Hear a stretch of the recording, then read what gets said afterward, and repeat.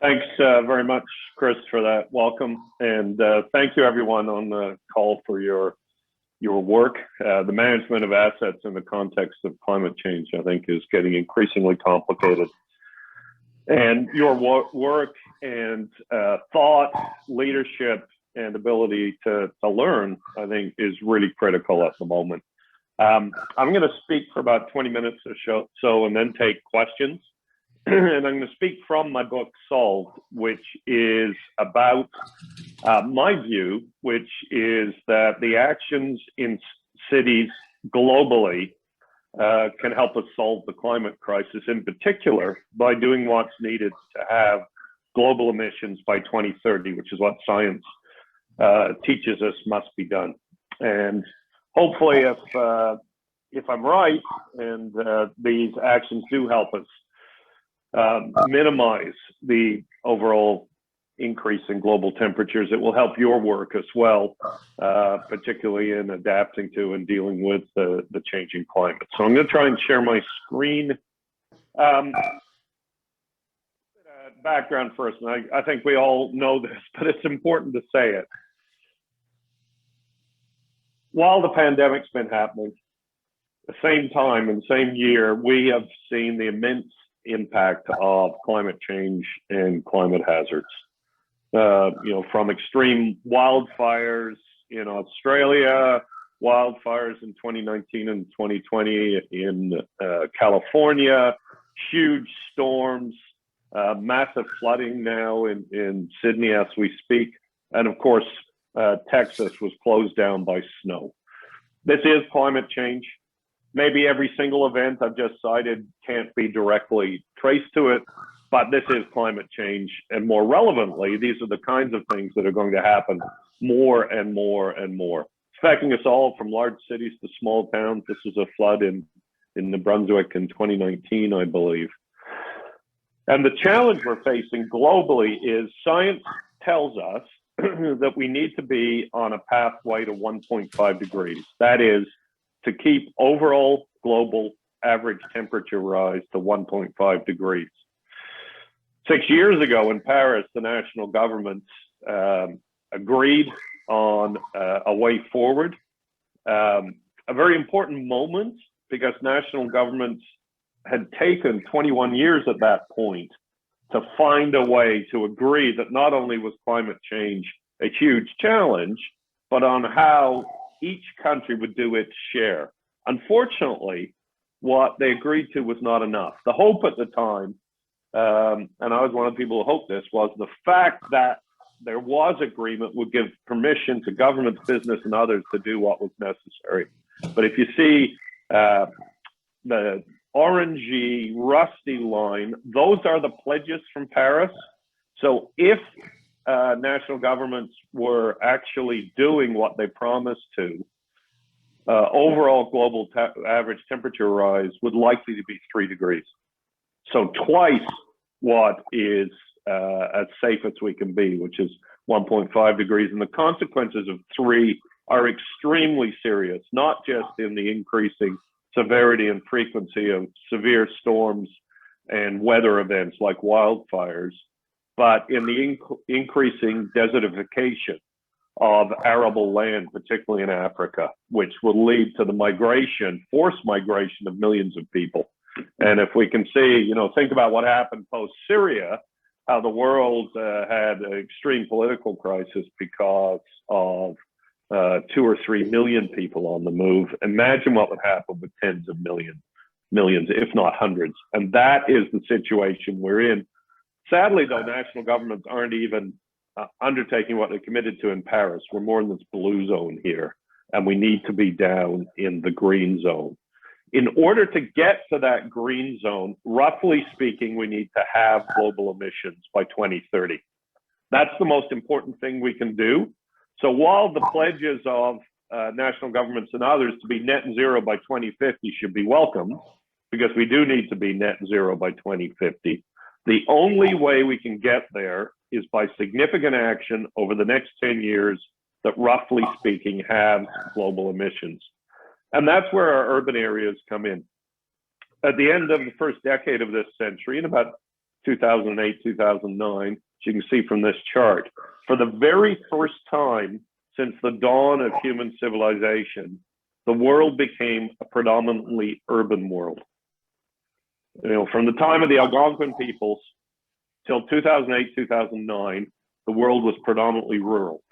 And now it's predominantly urban, and that's only projected to increase because of the mass migration, some driven by climate, but mass migrations in places like India, China, and Africa. So today, the world needs to roughly halve emissions by 2030, needs to acknowledge that it's an urban world, and we need to acknowledge this other fact that in all of the national governments who've committed to the Paris Accord, which was all but one at the time, then two with the US, and now the US is back in, there are only 2 countries that are actually on a 1.5 degree path. Everybody else is either insufficient or critically insufficient, with a couple of exceptions of commitments to 2 degrees, although some like India have the commitment but haven't taken action to implement it yet. So we live in a world today where we need urgent action on climate. Countries have committed to it, and it's not happening. It's also a world that's predominantly urban. And the good news is that the mayors of the world's largest cities are actually demonstrating the leadership that national governments aren't.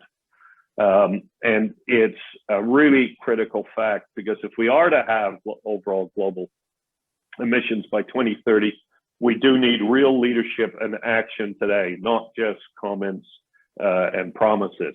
So cities, this is the background. Cities are about 55% of the global population today. And as I mentioned earlier, that's only increasing. About 80% of the global economy is in cities. About 70% of the carbon emissions, and about 2/3 of the global energy is consumed in cities. So as we can see, cities are fertile because that's where the people are, that's where the jobs are, and that's where the problem of greenhouse gases predominantly is. Not entirely, but predominantly.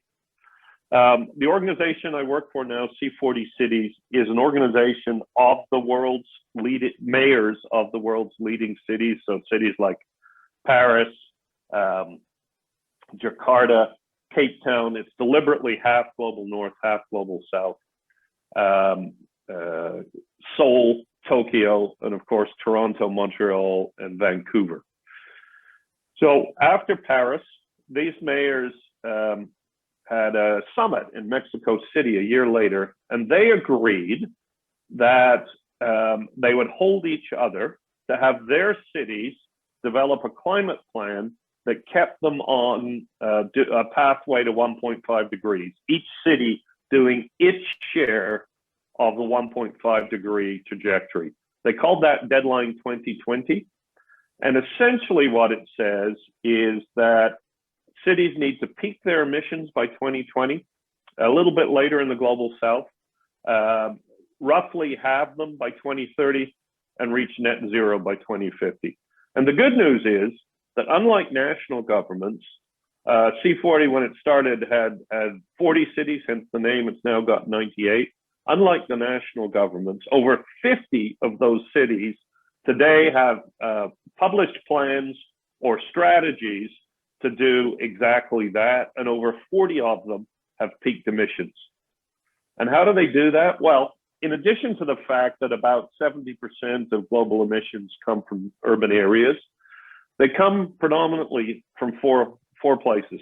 From how we generate our electricity, and by the way, the emission calculation includes the generation of electricity, even if the plant is physically outside the city, for the purposes of that 70% figure. How we generate electricity, how we heat and cool buildings, our transportation systems, and how we manage waste. And the majority of those emissions are in that area. And in each of those areas, there are leading actions being undertaken today in cities somewhere in the world that, if replicated at scale, can help the world get on the 1.5 degree path and will ensure that we have emissions by 2030. The challenge is not inventing new technologies. It's doing what is done somewhere really well and replicating it at scale and pace globally. Energy, for example, many cities don't control their energy grid. Many do. Los Angeles and Austin, Texas are examples of cities that control their electricity grid and have taken huge steps to get off coal. Austin, Texas, to me, has one of the most fascinating plans because about 10 years ago, due to the growth in Austin, as you might know, it's a city that's booming because of its high-tech sector, its education sector, and its cultural sector, sort of a Richard Florida kind of creative class. It was growing so much it needed a new power plant. But instead of building a new power plant, it used the ownership of its utility to subsidize homeowners and businesses to do energy retrofits on their buildings to dramatically lower the amount of electricity needed per building. And by doing so, despite significant growth, they were able to avoid the need for a new electricity plant, which would have been coal or gas fired in all likelihood in Texas at the time. Really interesting. And even cities that don't have jurisdiction are doing a lot. Exhibition Place is a net zero consumer of electricity from the very significant, although it's the fault of the wind turbine, the very significant solar panels, a tri-generator and the wind turbine now and then. Cape Town in South Africa actually sued the national government for the right to have a clean energy program in its city. So significant steps being taken and more to discuss if there's interest. Buildings in many ways in most cities are the most significant potential, how we heat and cool our buildings and how energy efficient they are, the most significant potential to dramatically lower greenhouse gas emissions. That's because in most built up cities like a New York or a Toronto or Montreal, the building sector is far and away the largest contributor to greenhouse gases. In Toronto today, I understand it's around 40%. In New York City, it's around 70%.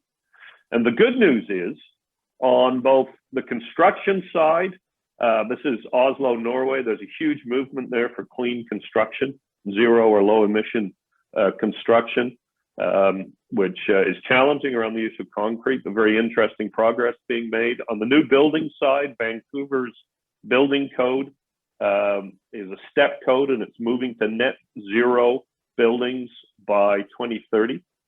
And it's fascinating because as part of that, it is very likely that builders will not be able to build underground parking or very much of it because of the concrete involved, which is highly emitting, as I'm sure everyone on this call knows. And that will have a corollary effect of builders and developers having to think about buildings that are much more part of an active transportation kind of network, or people use car sharing, public transit, walking, cycling, and so forth.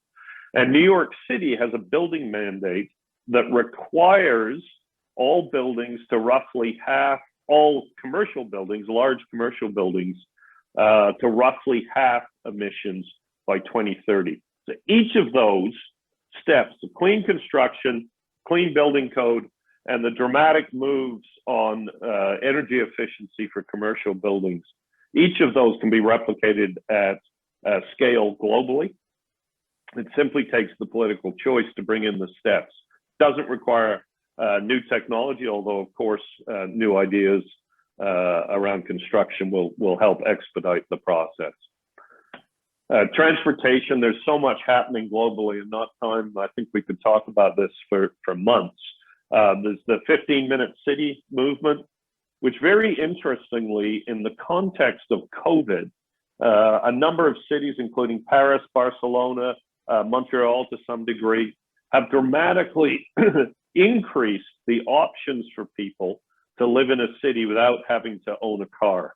The 15-minute city idea really takes its genesis back to Jane Jacobs and her economic view that neighborhoods were most successful economically and socially if people could work and live and meet their daily needs within a reasonable distance from their home. And that's the 15-minute city philosophy. which also implies much more active transport in cities, much more public transport. This is an example from Addis Ababa, who I love to cite because they developed the idea of having light rail, got financing, built it, and are now proposing to extend it, all in the time that Toronto has been debating whether to have light rail or a one-stop subway extension in Scarborough. And it shows that the developing world, cities in the developing world, can be just as advanced, and we have a lot to learn from them. For example, my understanding from the mayor, previous mayor, governor of Addis Ababa, was that they thought very carefully about the needs of users of public transport there before building the LRT, and the users are predominantly women. So they actually asked themselves the question of, where does this LRT need to serve in order to serve the needs of women? And I certainly have not heard of those kinds of questions being asked in major North American cities when routes are being considered, and a lesson we can take from Addis to us. Very significant other public transport around the globe. Lisbon and Medellin, for example, are both using stimulus funds, post-pandemic stimulus funds, to build new public transport, in this idea that if we build cities in a more dense way, built around public transport, walking and cycling, and with the idea in mind that people, that neighborhoods thrive when people are working and living there, these cities are far lower carbon cities and can contribute to the rough halving of global emissions by 2030. Final point is waste. Now, in Ontario, because we have the green bin, we're doing very well in minimizing the wet methane issued from waste. This is not true globally. And in fact, in many African cities, the biggest contributor to climate change is waste and garbage. Excuse me. Generally because in the informal systems, the waste is just dumped at informal landfills. And in Accra, Ghana, they had a very interesting program to regularize those informal landfills, use proper waste management techniques to eliminate methane leaking into the atmosphere. It's a powerful greenhouse gas. But they also overlaid something that mayors globally are speaking to, not just in the context of COVID, although especially in COVID, but in the context of all of their climate work, which is the issue of social equity. And our climate plan won't be successful in mitigating greenhouse gases unless people support it. And people are not going to support a climate plan if they don't see their needs met, and if they're not part of the process as well. So in Accra, one of the results of their process in regularizing these informal landfills was hiring the people who were informal garbage pickers to get a proper formal job in the new system. So there was an equity impact and outcome as well. And that's really critical. Mayor Eric Garcetti, the C40's current chair, calls it a global Green New Deal.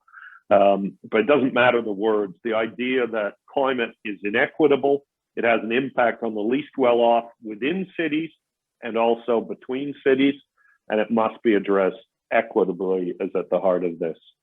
So one more point I'd like to make, which is to bring all of this together.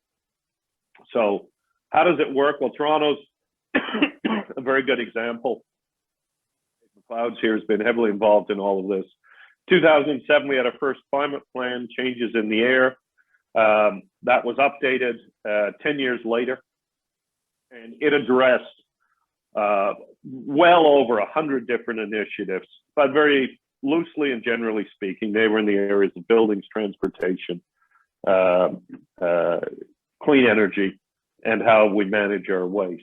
And as a result of that plan and of the provincial government closing the Lakeview coal-fired plants, and as a result of the actions contained in the follow-up plan, today Toronto is 33% below its greenhouse gas emissions from 1990, but progress is stalled.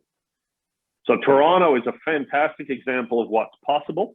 And this argument that you can't address climate change without hurting the economy is obviously wrong in this context. In fact, if anything, Toronto has been so economically successful that it's a city that is becoming one of two divides of very well-off people and of neighborhoods with increasing concentrations of poverty. And the final point I want to make is how this comes together from a political perspective. From a political perspective, a city council and a mayor will pull all of these ideas together. So this is Toronto's transit plan while I was in office, which is a light rail transit plan called Transit City, which predominantly has lines running at grade. It's a relatively inexpensive way to produce rapid transit across the city. And on the other side of the screen is Toronto's priority investment neighborhoods, which again, while I was in office, there's a different name now and the policy is less pronounced. But the idea was, let's identify the neighborhoods where there's the highest correlation of a lack of public infrastructure, public services, like libraries, job training programs for young people, community centers, and so forth, and make those a priority for public investment. And if you compare the priority investment neighborhoods to the rapid transit lines, you'll see that Transit City was planned to serve those exact neighborhoods. Now, why? Well, for a variety of reasons. One was intentional, but another was that people in low-income neighborhoods tend to be the ones that take the bus the most. And the rapid transit routes were based on where the city wanted to steer development in its official plan and where the busiest transit routes were, so that the most people could be advantaged by having rapid transit. And in that way, a transit plan became a transportation plan, an economic development plan. So it was bringing development into the city, part of a climate plan, because having a transit network rather than a couple of subway lines would allow people to choose not to use cars. And of course, having a proper transportation network assists in any way. But most importantly, a social equity plan. And the biggest lesson I've learned in working on these issues at a city level for over 25 years is that when you bring together the climate actions with the economic actions and equity, you can be highly successful in achieving a dramatic reduction in greenhouse gases. This is what we're seeing from leading mayors globally. And if we can take these leading actions that we see and replicate them at scale, we can get the world on a path to halving global emissions by 2030. The challenge is acting now. That's really what I wanted to say this morning. Appreciate the time and attention. There's been lots of interesting questions submitted already, and I look forward to the questions and answers. Hello, Mr. Miller. That was Good morning, wonderful. Leanne. Climate change seems so insurmountable, and I love that you demonstrated that municipalities can have an impact. I wanted to ask you how you recommend strategically positioning climate change issues with councils, given their other priorities, and especially in these tough economic times. Well, I think, first of all, it's very clear from all of the polling and the voting that people are ahead of us. You know, in the last federal election, for example, one party was opposed to taking action on climate, and all of the others, to varying degrees, had very good plans and agendas for climate. And although it's a minority government, the vast majority of votes went to the parties who addressed climate. If you exclude Alberta, it was probably 75 to 80% of the votes went to the parties that were addressing climate. So I think, first of all, people have to have confidence that the people are with you. I think, secondly, though, it's very important to help council demonstrate to people that the actions taken to address climate change are going to make their city or town a better place to live. And to me, it's really important to have visible examples of what that means in a positive way. So stories about net zero buildings matter a lot. Visible examples of transportation that is low carbon matter a lot. Including people in the process so they can articulate their own needs and solutions matters a lot, because it gives council real confidence. So there's a substance answer and a process answer. I think one way to think about this is to try and use the climate plan to drive other issues like equity that are part of other strategies in council, and from a civil service perspective, brings you other allies within the public service. And just on that, some very good examples of actions that are concrete and real and make a difference. Shenzhen, China, has decided to electrify its bus, or a few years ago did, about 3 or 4 years ago, electrify its bus and taxi fleet. And because it's China, once the decision's made, it goes full steam. They now have 16,000 electric buses on the streets of Shenzhen, China, and they have a whole industry. The world's leading manufacturer of electric buses is in Shenzhen, called BYD. They've opened a small plant, I think in Aurora or Newmarket, to supply us in the GTA. I think that kind of story is really powerful locally. If you can connect something people see on the street, like electric buses, with local jobs, it's really, really powerful. They'll also electrify their entire taxi fleet as well. And that's more complicated in our context, but something we should do immediately. So for me, it's about that issue, an inclusivity of process, and also really showing people that change is happening, because there's a thirst for change, but I think a bit of despair and cynicism that it won't happen, which is why I wrote the book. That's great. Thank you so much. Sean Boast, please. Good morning, Mr. Miller. How are you? I'm good, thanks. Good morning. I'm with the town of Oakville. The town of Oakville has a clear strategic vision to have a net zero emission by 2050. We recently built a recreation center that includes many environmental features such as geosols, heating, and cooling. Through the prioritization stage, other environmental features were dropped, some due to cost, some for other variables. What advice do you have for people working at the operational level to ensure that environmental considerations are treated with a higher priority? When it comes to trade-offs, many times environmental features are prioritized lower.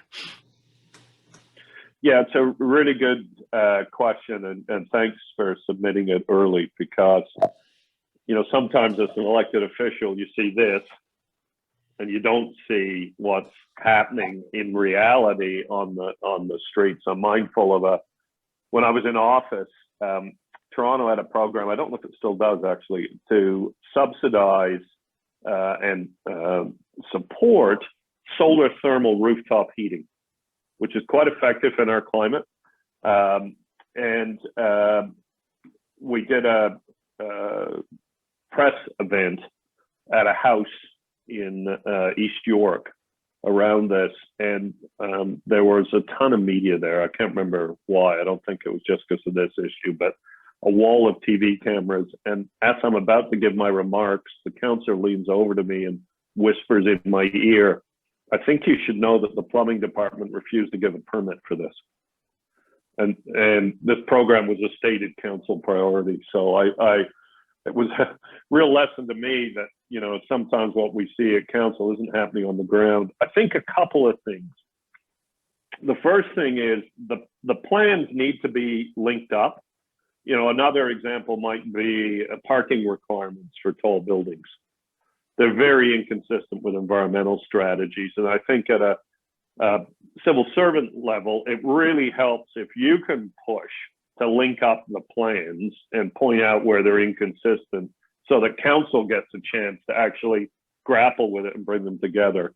The second thing is that from a practical perspective, most of the environmental initiatives that we talk about do have an initial cost in building new buildings, at least, do have an initial cost, but almost always result in a lower life cycle cost. And when I saw your question, my thought was, what can be done in Oakville's process to much more look at the life cycle cost of the buildings and have that be a factor in the discussion at the capital budget? And at least in the city of Toronto, I served for 16 years as councillor and mayor, we tended to look at capital and operating really separately and not even connect them. And if that's the same, then bringing them together can really help promote the cause of ensuring that new buildings are built at the highest level of sustainability that's technically possible, because it will pay for it over time. So those are the two thoughts. You're in a tough position being the sand between two grindstones, but I wish you continued success. Oh, thank you very much for your answer. And you know what, you're absolutely correct. Merging capital and operating through that whole process really would help understand that life cycle cost of things. Well, maybe you'll revolutionize Oakville's overall processes. I hope so. You know, they do. My understanding is they do this to a better degree in Quebec about thinking about the operating costs when they're allocating their capital budget.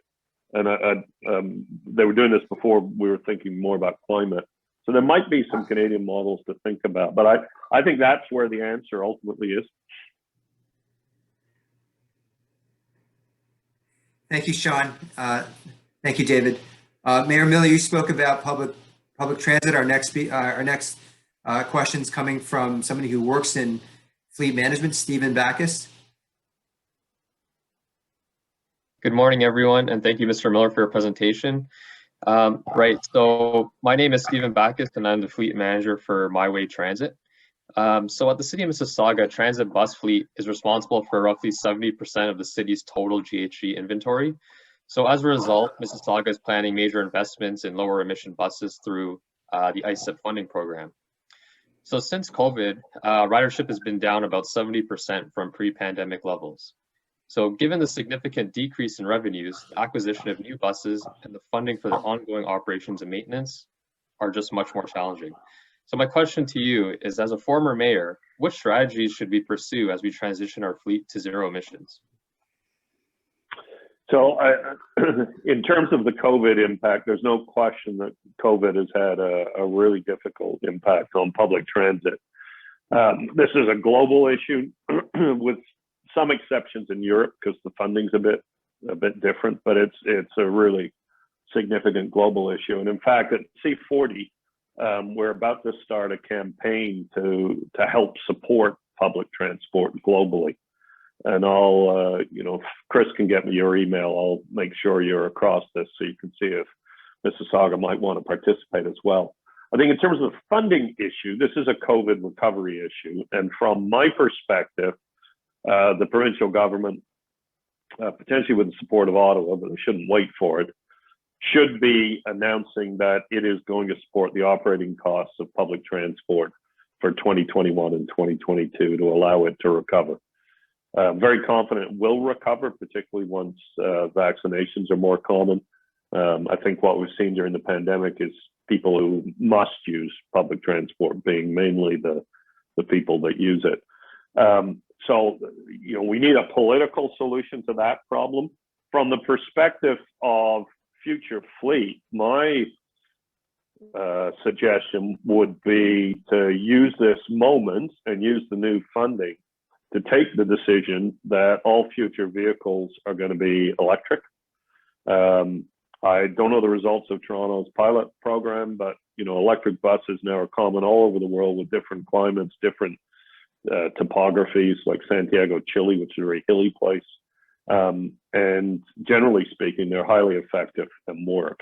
And one of the beauties for you as a fleet manager is, according to Bloomberg New Energy, who did a report for C40 about 2 years ago, it'll be on our website if you want to look for it, the life cycle cost of an electric bus is now cheaper than a diesel bus, provided that it's a relatively busy transit service, because the maintenance costs are far lower. Now, you'll have a transition issue with your workforce that you'll have to think about in terms of mechanics and so forth. It's real. What do you do with people whose job is to maintain parts that no longer exist? But from a cost perspective, you'll be much better off. The COVID impact is a short-run problem that does need to be addressed. Otherwise, we're all going to face serious problems. But the stronger and faster you can move to electric buses, the better you're going to be financially and operationally, from my perspective. One more point on this: it's not just buses. New York City's fleet manager who's a professional like you, he's not an environmental guy, he's a fleet manager, has about, I think, 14,000 electric vehicles across all of their fleets. They've tested electric garbage packers, huge numbers of EVs, and it's highly successful. And I think collectively we need to think that way. For example, it's not a municipal government, but why isn't, you know, your equivalent at Canada Post on this call talking about all of their Ford Transit vans becoming electric? That's possible. That can be done today. It requires an investment in the change, but after that, you have similar savings to electric buses. And I think, you know, cities like New York really show what's possible. And, you know, I guess there's a very long rambling answer, but I think you're poised to be able to do this because of the federal funding. And I urge you to encourage council to take advantage of it. And if I just add one more thing, imagine if all the My Way buses over the next few years are electric. Imagine what a signal that sends to the people of Mississauga about how seriously Mississauga is trying to take climate change, and how much it might empower your colleagues in buildings and other areas, and also on the development side, thinking about how Mississauga is going to grow and become less car dependent, how much ability it would give them, given that people are really seeing the change happening, to bring in the change they need to be part of as well. It's sort of a win for everybody. Good morning. I'm Jennifer Cord. I'm the Executive Director of the Green Infrastructure Ontario Coalition. Thanks very much for your presentation. So I'm in the context of municipalities. Obviously, they've been facing many ongoing challenges, from long-term infrastructure deficits to the increasing threats of climate change and biodiversity loss, and now the health and economic impacts of COVID-19. And so my question is around the idea of tactics and arguments to change practices and mindsets. I think the examples you provided are really inspiring. But in the context of COVID, I'm wondering if there is both an opportunity to look at how we've had to fundamentally change the way we run our daily lives, and if this is an opportunity to change our practices, and conversely, how we ensure that we don't rebound into negative consequences and practices that have negative environmental consequences when the restrictions are lifted as part of the economic recovery. It's a great question, and none of us, I think, can really predict what's going to happen and how people are going to feel as things open up. I'm just trying to find a link while I talk here. As things open up, but the C40 mayors have taken the view that we need to consciously think about a green recovery and an equitable recovery. They call it a green and just recovery. There's some fantastic principles. I'm just putting it in the chat here. If you go to our website and have a look. And I think in the bigger picture, there is a possibility, but all remains to play for. There is a possibility if the federal government continues to do things like the public transit electric bus fund and lead our thinking in that way. And if mayors and council think progressively, there is a real possibility to ensure that the lessons from COVID around active transportation, the importance of having economic activity in neighborhoods, working from home is economic activity. If we're able to go to restaurants, those restaurants, local neighborhood restaurants, will be much more successful. The importance of alternative active transportation to the car. All of these lessons have been really clear. The Lakeshore closure in Toronto last year was packed. It was unbelievably popular. The new bike lanes on Bloor Street in Toronto wouldn't have been possible to happen so quickly absent COVID. And the risk is that people say, that COVID was so terrible, I want to go back to the past. And there's a moment right now that cities and towns can lead if they think about the principles of green and equitable. You know, with the people who are essential workers, we have to remember bore the brunt of this, and they need real opportunity coming out of the pandemic as well. And there's all sorts of issues there, like ensuring people in long-term care homes have full-time jobs with proper pay. May not be the bailiwick of this group, but are something that will concern council. And I think what needs to happen is knowledge of the best practices globally needs to spread, and people need to encourage their councils and mayors to think that way and not think about, you know, just simply replicating the mistakes of the past. So the whole 15-minute city idea, which is gone gangbusters in certain cities, what Lisbon is doing around housing. I'm oversimplifying this, but essentially they banned Airbnb in the core of Lisbon. Then the government rented those properties on long-term leases and then are re-renting it at below market rates to low-income people who work in the center of the city but had to live outside because it was unaffordable. That's an incredibly bold move. And there are best practice examples like that, like what Paris did with the road beside the Seine. And now is the moment where a brave council and a mayor can count on the citizens in being creative, but they won't know how to do it unless the public service helps them. So I think the answer is to take these best practice ideas, like in the C40 agenda that I just put up there, and build on the things that people have really enjoyed doing during the shutdown, like access to green space, like active transport, like working from home, and build on those. And if we deliver people more of what they like, then there's a real potential for it to be permanent. Great, thank you. Yeah, access to green space, you're really speaking right to my heart. So yeah, I look forward to looking more at the examples that you shared in the link. Thanks a lot. Good morning, Mr. Miller, and thank you for the great presentation. My name is Darman Dalia. I'm the Senior Manager, Climate Change and Asset Management for the town of Halton Hills. So the question I have for you is, the town of Halton Hills has one of the most ambitious climate change plans for a small municipality in Canada. Halton Hills has set an aggressive target and is committed to the target to achieve net zero by 2030. And I was very pleased to see the pathway net zero. We are in the process of creating our own pathway to net zero by 2030.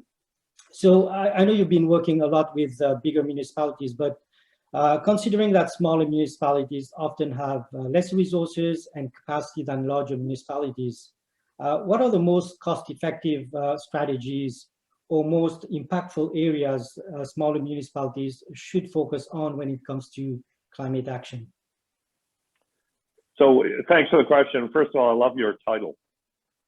Like no wonder Halton Hills is succeeding, because it's bringing together things that can actually help it succeed. You know, when we were talking about the divergence in Oakville between the plans and the actions, you're in position to bring it together, which is fantastic. So I think you've got a great role. And I guess my first answer is every other town should follow Halton Hills' lead and create a position like yours. My view of this is that the principles underlying what the big cities are doing apply everywhere. But of course, the way you apply them changes, but it is still about waste management, transport, buildings. And in Ontario, you know, our electricity grid is pretty good. But to the extent that there are opportunities to generate your own, it does create a more resilient town, particularly around rooftop solar, if that is effective in Halton Hills. I guess a couple of thoughts. Buildings still really matter, starting with leadership from the municipality. I'm sure you're across that because of your title. But an interesting example of taking that philosophy and spreading it more community-wide is in Bridgewater, Nova Scotia. They had a program to help residents do deep energy retrofits on their homes And they came to it from an anti-poverty perspective because of the cost of energy and energy poverty. And they viewed it as an initiative to help lower income people in modest homes use far less energy. And it was so highly thought of that they won a federal government award and got significant funding to help that program succeed. So there's a place to look. They also started a transit system in Bridgewater. One bus. And they're going to go electric. But, you know, it was very popular. The mayor got reelected. In fact, wasn't opposed after bringing in these measures. So they were popular because they spoke to meeting real people's needs. There must be fleet opportunities in Alton Hills. I know your fleet is smaller, but most of it can probably be electrified conveniently and quickly. I think the big challenge for smaller towns is what do you do in the community? Within your own capacity, you can do a lot. It's just smaller. But if you look at life cycle costing, the capital cost can be justified. And I think the examples of Bridgewater and Toronto's home energy loan program are good examples of how to help people in the community live far less energy intensive lives. And those are a couple of things to point to. I think you're probably ahead of me though, so I feel a bit embarrassed to answer the question, but those are my thoughts. No, thank you, that was great. Thank you so much. Thank you, Jarman. Is Juan Clavijo? Yes, Chris. Good morning, everyone. Good morning, Ms. Miller. Morning, Juan. You've been talking about large cities, no? Toronto, Shenzhen, Santiago, so all these cities. But I would like to ask you about small municipalities, rural municipalities. So how would you encourage them that may not have the capacity and are struggling with proper infrastructure, asset management, to address climate change issues as well? Well, I would, first of all, for the municipal government itself, I would come to it from a life cycle cost perspective and also a risk perspective. I'm guessing that certain kinds of insurance costs are going to be going up or are. And there is a real fiscal case for the council to think about risk management and life cycle costing. I would assume new projects are relatively rare, but even doing deep energy retrofits on existing buildings over the life cycle will pay for itself and reduce costs. So that's one thing. Second thing is, I would encourage you to think about, as a public servant, how you could encourage council and the mayor or the reeve to have a public event around climate change and the environment. Because every time I've been part of one in a smaller place, they've been immensely popular. You know, people in smaller communities feel a very direct connection to nature. They fully understand the issues, but sometimes they don't feel like they're part of the solutions. And I think starting the process, if there isn't one, of having a climate plan that's tailored to a smaller place, but still thinks about the same issues, buildings, you know, electricity generation, and you know, how we heat and cool buildings can be very interesting with geothermal and all sorts of other things in a rural area. Transportation and waste management. People are interested. And I've heard lots of success stories. So those are my two answers. One for council, needs to think about risk management, resilience, life cycle costing. And one for people, which of course is another way to get council on board, which is engage them in the conversation. They won't let you down. They really won't let you down. They want to be part of the solution. They may, you know, there may be areas where they're uncomfortable, but they're interested in having that conversation. And I've seen that numerous times across, well, globally, really, but certainly across this province. Thank you, Mr. Miller. Thank you. Hello, Mr. Miller. Hello. My name is Artem. I'm from the city of Woodstock. I grew up in Toronto. And my question is that for you is being the mayor of Toronto and all the work that has been done when you were the mayor in terms of the environment, climate change. what would be your advice to the current mayor of Toronto in terms of helping push those projects further or expand those projects, or kind of being for the Toronto to become the leader, the global leader in climate resiliency and climate change? My advice is to be bold. Toronto was probably the global leader on climate change in a very modest Canadian way. We weren't telling everybody that like the US, but the difference between us and other cities was we were doing everything. We were working on buildings in all sorts of different ways, through Better Buildings Partnership, all sorts of different ways. We were working on transport. Our grid became clean with the closing of Lakeview, but we were still working on things like deep lake water cooling, which is, a huge success. But we've rested on our laurels. I think we need to be bold. And I believe at this moment, people are ready for bold action. They've lived through a series of shutdowns. They've had to learn to work from home, or if they're working in a physical place, they've risked their health every day. And they're tired, but they're also ready for some real leadership. And it's my view that the leaders who are bold are going to be rewarded, both from the existential rewards of doing the right thing, but also politically. And the leaders who aren't bold are going to be given pretty short shrift by people. They've seen in the pandemic, we need to act collectively, boldly, and aggressively to solve the problem. The same thing's true with climate change. And the actions that you take against climate that also build a really great city, whether it's about nature, about transport, about more efficient buildings that are, lower cost to run. Those actions also make a city a much better place to live, particularly if you think about the economic impact for disadvantaged communities while you're designing the plans.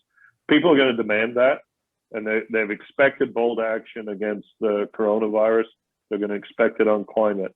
And if we don't see it, people will be in real political trouble. And my worry about Toronto is that we won't be bold. We'll take half measures. And that's not enough. It's not enough scientifically, and I don't think it's enough politically either. Hi, Mr. Miller. Hello, Khalid. Thank you very much for the very good examples that you provided to us. My name is Khalid. I'm from the city of London. I'm manager of corporate asset management. I'd like you to comment on your transition to the international climate advocacy role from being a mayor. So what are the most important strengths that you have leveraged from being a mayor to your current role with the C40 Climate Cities? I think a bunch of things. First of all, one of the things you learn if you're to be a good chair, or to be of a committee or a council, or to be a good mayor, you really need to listen. It's incredibly important. Listening skills and really hearing, so that you can help shape and build a consensus. It's really critical. And that skill is something I had to learn as an elected official. I came in, I got first elected, I was a young lawyer. I thought I knew everything better than everyone, because lawyers know everything better than everyone, don't they? Of course. Of course. And, the chair, a guy named Dick O'Brien, city council, was chair of a committee I was on. He took me aside. I said to him, how come you never speak till the end? And he said, I have the privilege of setting the agenda as chair. So it's my role to listen and then pull things together. And it was a lesson that stuck with me. And I think that's really important, actually really listening and hearing and internalizing. It doesn't mean you have to agree with everything, but it allows you the ability to bring people together and shape things. Second thing is you do need to work ultimately from your deepest values. And mine were forged when I was a boy in a small farming village in England, which was a very class-oriented place. There was the landed gentry who owned the village. Everybody else was their tenant. And all the way down to the parents of my friends who lived in the council houses, who were day laborers but had to have subsidized housing because they weren't paid enough. And you could really see the class hierarchy at that point. And it was just so wrong and unjust. And I've spent my whole life trying to fight for justice in different ways as a lawyer. But those values, you really have to hold on to as an elected official, because otherwise you get buffeted around. So if you can shape and build consensus, and it's based ultimately in your values, it's a really powerful thing. And I guess the third thing is, ultimately, if you're accountable, you have to stand up and be accountable, including for your institution. So if there are problems, you don't blame others. You have to accept the responsibility, even if it's not you. If it's your team, there was a screw up, whatever, it's your job. You have the privilege of being the leader, and you have to accept that responsibility and face up to it.